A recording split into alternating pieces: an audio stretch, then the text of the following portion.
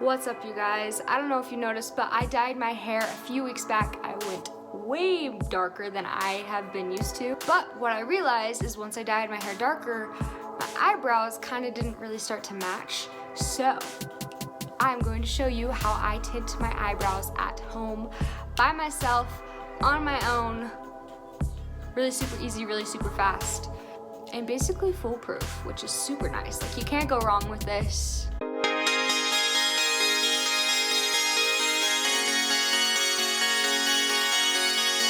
You gotta tame this mane really fast. I'm gonna go throw it up in a cheetah scrunchie, of course. What other kind of scrunchie would I have? Like, let's be honest.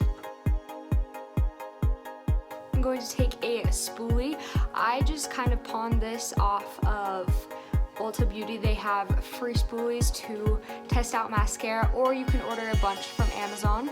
And I'm just gonna comb out my brows.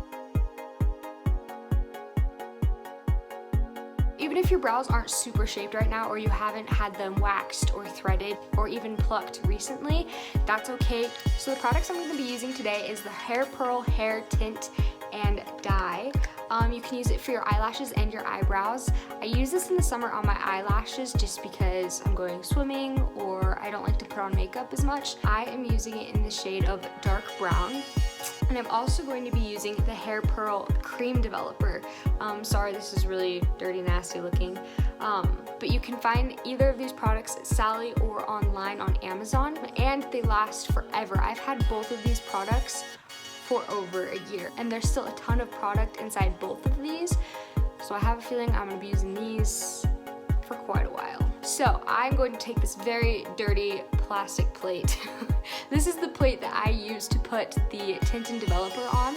I got a pack of 10 of these from the Dollar Tree. All right, so this is what the Hair Pearl tint looks like. So a rule of thumb before we get into this. So a rule of thumb before we get started, there's a little bit of a ratio that we need to follow in order to make sure we get the most out of our tint and to make sure the tint develops how we want it to.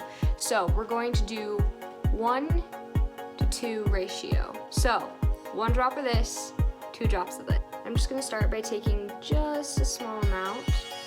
So I know this little dot right here doesn't look like much, but a little goes a long ways, and it will be definitely enough for me to not only do both of my eyebrows, but my eyelashes as well. All right, next I'm gonna take the developer and we're going to go by the ratio of 1:2. This is what it looks like with the dye and the developer before we stir it and mix it all together. So you can use a toothpick or a spoolie. I cheat and use a spoolie to stir to mix up the dye and the developer.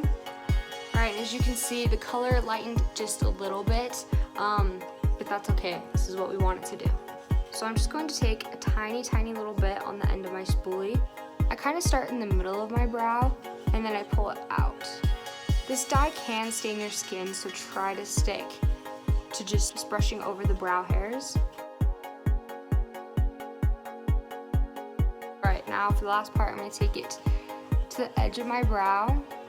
Tinting your brows can help fill in the gaps, which is super nice. All right, then I'm going to take a Q-tip, and I'm going to just take over the top of my brow, wiping off any of the excess dye that got on my skin.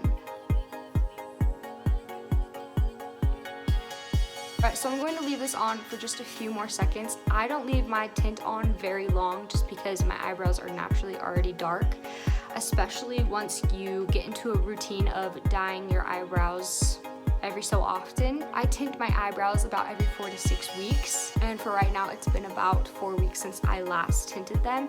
Alright, so I've let the tint set for about 35 seconds, so I'm going to take a wet cotton pad and just going to drag it over my brow. Next, I'm going to take a dry cotton pad and I'm going to do the same thing and just drag it over my brow, wiping off the excess. Now time for side number 2.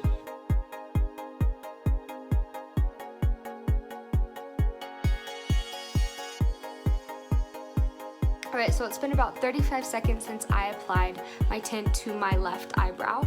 So I'm going to take another clean white cotton pad and I'm just going to drag it over. And take another dry clean cotton pad and I'm going to do the same thing as well and just drag it over. Alright, so this is the final look of my tinted brows.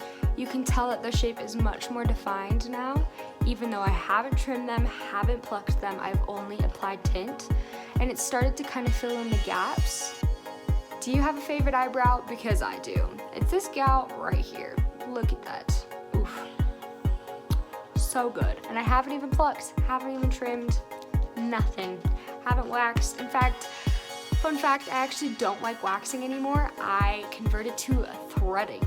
Some people argue that it hurts more than waxing. I actually think that it hurts less, just because there's less pull and it's less damaging to my skin. A lot of people prefer waxing just because you can get it all done in one shot, which, I mean, can't hate you for that. So below in the description, I linked a link to a blog post I just wrote about for beauty tips for beginners, and I'm definitely going to talk about waxing more in depth on my blog, and I'm going to link the products that I used to tint my brows, so go check it out.